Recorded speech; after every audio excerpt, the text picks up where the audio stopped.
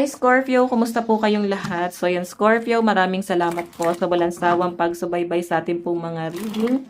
And kung ikaw ay bago pa lang sa ating channel, mag-subscribe na po kayo. Then i-click mo na rin yung ating notification bell para lagi kang updated sa ating mga bagong upload. Okay? So Scorpio, sa mga interested naman sa ating private reading, nasa description box below lang po yung link. Message nyo lang po ako. Tignan natin Scorpio, ano ba yung mga possible na ganap sa inyo this week? Scorpio, Sun, Moon, Rising, and Venus sign. Okay. Scorpio. Meron tayong you are good enough. So, kung hindi mo na-appreciate yung sarili mo or sa pwedeng baka piniplease mo yung sarili mo sa ibang tao na parang kailangan ma-appreciate ka naman nila na parang may ginagawa ka naman eh. Pero baka hindi kasi nila nakikita. Okay, so Scorpio, hindi mo na kailangan pang gawin to. Okay? Worth it ka. Kailangan mo lang tong mahalin yung sarili mo. Hindi mo kailangan ihingi ng opinion sa ibang tao or clarification sa ibang tao kung gaano ka ka-worth it. Ikaw mismo sa sarili mo dapat na-appreciate mo yan. Okay? Paano ka mamahalin ng ibang tao kung ikaw mismo sa sarili mo wala kang tiwala or hindi mo nakikita yung worth mo? Tignan pa natin. And alam nyo, Scorpio medyo may pagka nakikita ko yung pagiging practical mo dito.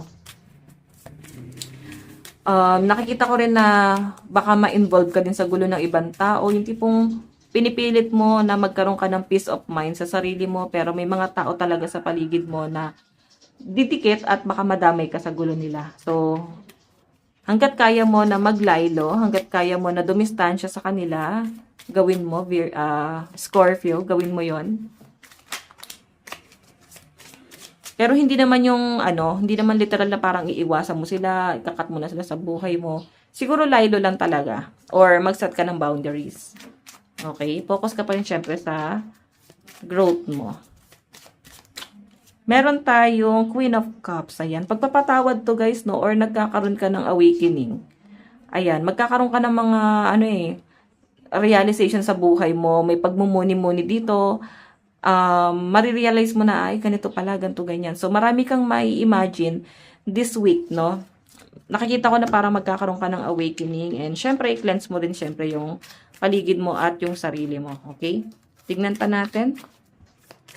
Scorpio, Sun, Moon, Rising, and Venus sign. Meron tayong 5 of Cups. May mga regret kayo. Okay, may kayo dito. Mayroon kayong malaking desisyon na gagawin daw this week. So, nakikita ko dito, Scorpio, it's either mag-quit ka dito or ipagpatuloy mo to. Pwedeng sa career mo to. Okay? Mafe-feel mo na parang hindi ka nagiging masaya doon sa trabaho mo. Pwede kasi na mag-quit ka dyan or ipagpatuloy kasi wala kang choice. Tignan pa natin, ha.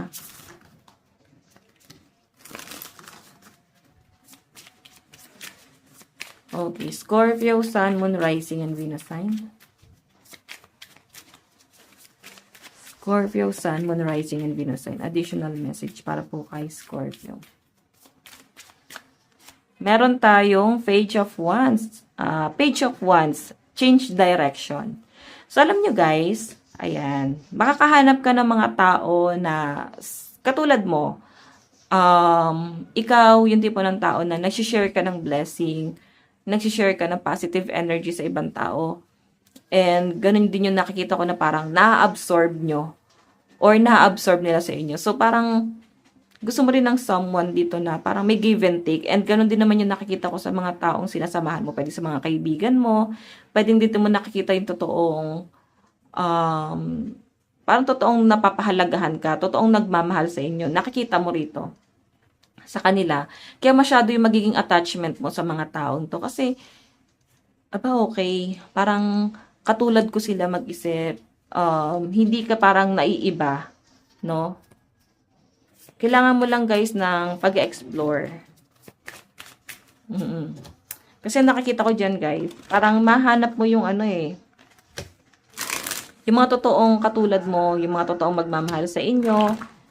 Pwede hindi mo na yung nahanap sa family mo, pero nahanap mo sa kaibigan, nahanap mo sa partner mo. Ayan, tignan pa natin na Scorpio, Sun, Moon, Rising, and Venus sign. Meron tayong Knight of Cups. Okay, medyo kakalma ka this week, no?